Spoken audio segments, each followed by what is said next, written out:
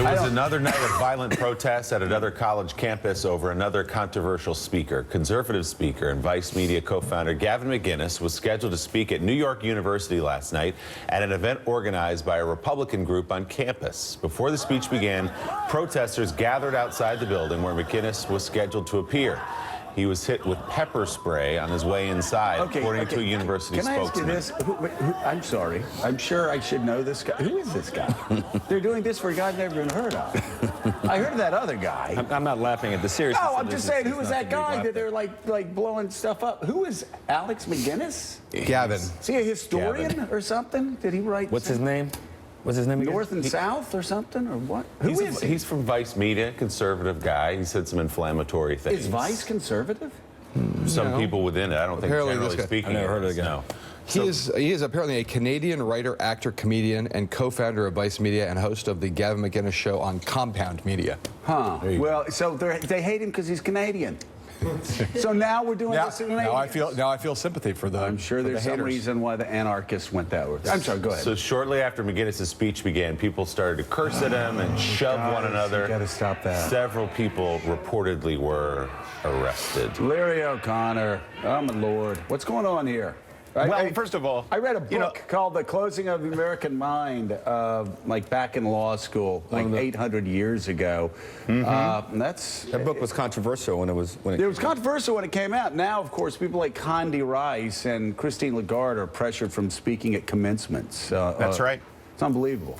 Yeah, it's not new. I mean, I just spoke with Michelle Malkin on my show yesterday on WMAL in D.C., and she said, yeah, they did this when I had my book at Berkeley 10 years ago. They didn't have bonfires and riots and this kind of thing, but this is a real danger for the left and for Democrats. You know, if Democrats were smart, if Cory Booker were smart, he would ask Rachel Maddow to join him with Milo Yiannopoulos, with Ben Shapiro, and escort them onto a college campus and say, no, this is not what we do in America. If we disagree, we listen, and then we argue with our points. This is ridiculous. And Democrats, by their silence, the left, by their silence, they're getting locked in with this. To the American people's eyes, to citizens across this country, they see opposition to Trump and opposition of conservative values as violent thugs. That's not a good thing. Well, and every time you see the protests, I remember growing up.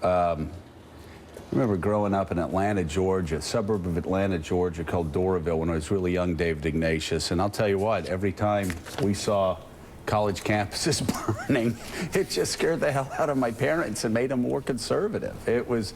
That's right. In fact, they were Democrats their entire life. My mom and dad was Republican. My mom was a Democrat entire life. The whole family were Democrats. And after the chaos of the late 60s, I think in 1972, they started voting Republican and never looked back. They were scared to death by what they saw on their TV sets. I think you put your finger on it. Donald Trump is seeking to create a new majority of people who felt left out, who feel that the elites ignore them. Bannon is a brilliant articulator of that strategy.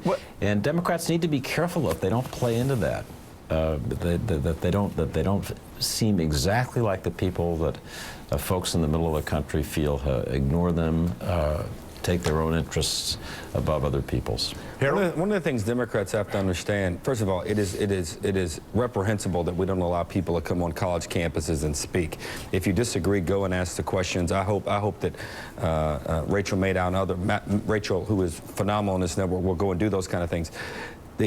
Donald Trump, Democrats are playing a prevent defense while Donald Trump and his team are playing the most imaginative offense, relentless in their daring. If we don't understand and appreciate this, we're going to be not only left behind, we're going to find ourselves not in power for a long time.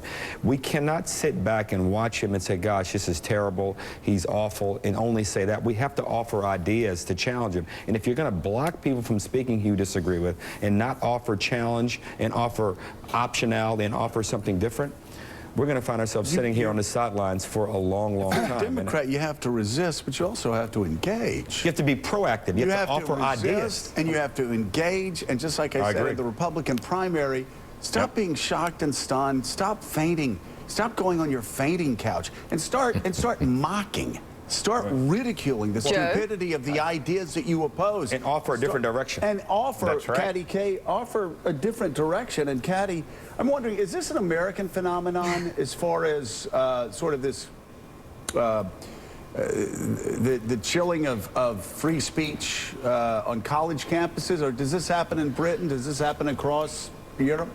The idea of safe spaces on campuses, i.e. safe spaces for progressives and liberals' viewpoints, does seem to be a relatively recent and particularly American phenomenon. I'm not hearing the same thing about British universities or European universities, that people are being offered invitations to speak and they're not able to go and speak at them. And you're quite... Look, of course, we have to engage in dialogue, and everybody should be able to go and speak on that campuses, and that is the lifeblood of democracy, is to be able to hear different points of views.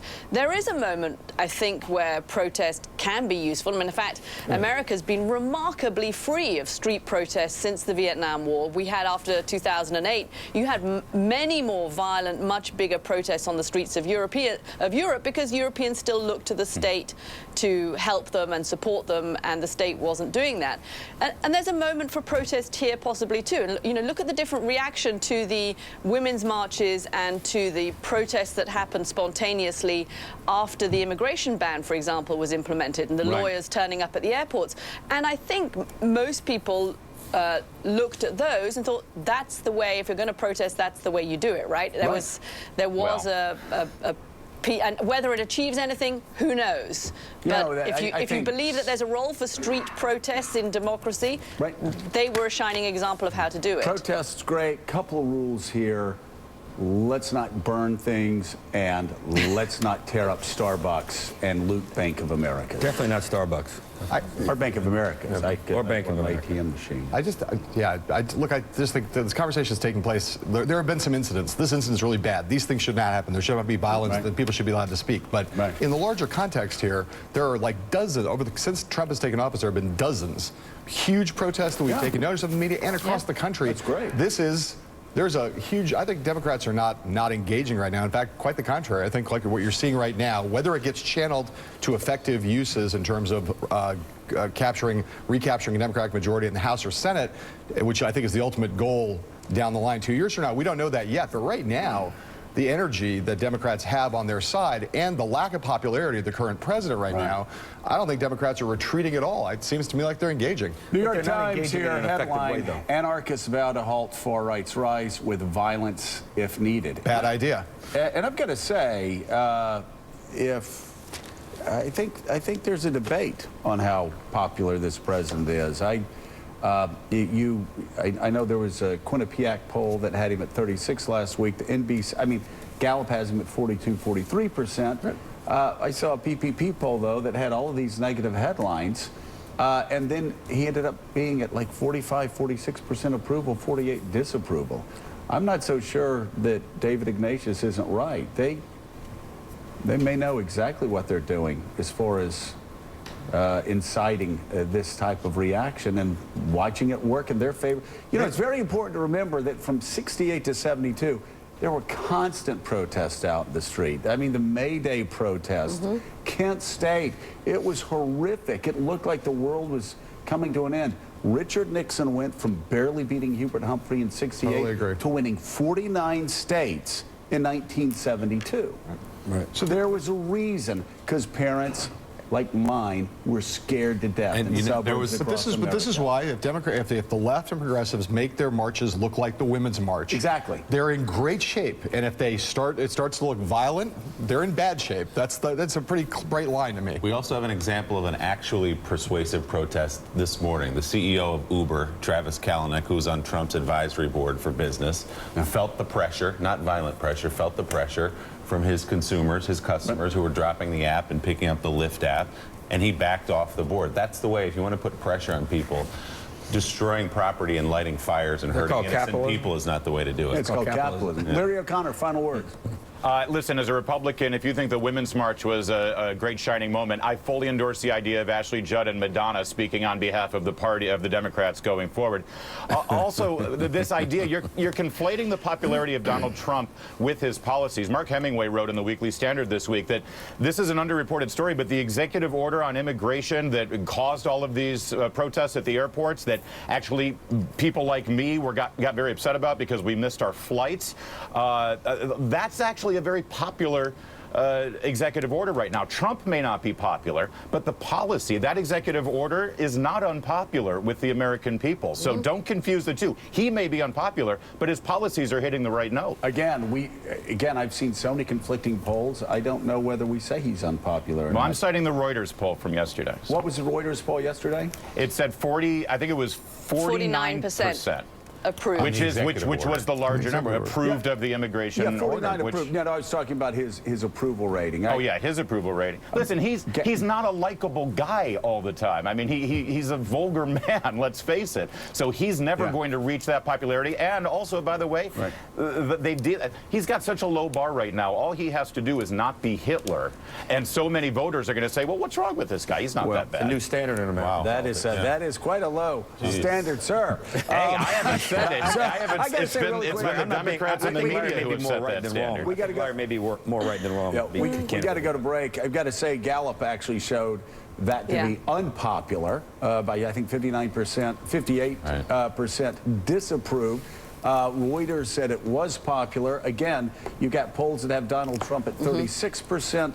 I saw a poll yesterday, a Democratic poll, that actually had him at 46% approval. So it is a shakedown cruise. We don't know how this is going to end up. And right now, just a lot more questions. Donald Trump than has answers. overshadowed the Super Bowl. We're not talking about, it's Friday. No one's talking about the Super Bowl. I mean, his week, this is an unbelievable week. And here's the tease. Since we've been talking, Trump has tweeted about Arnold Schwarzenegger, Iran, and Australia. Tell me, what do you think? No, that's our tease. That is quite a tease.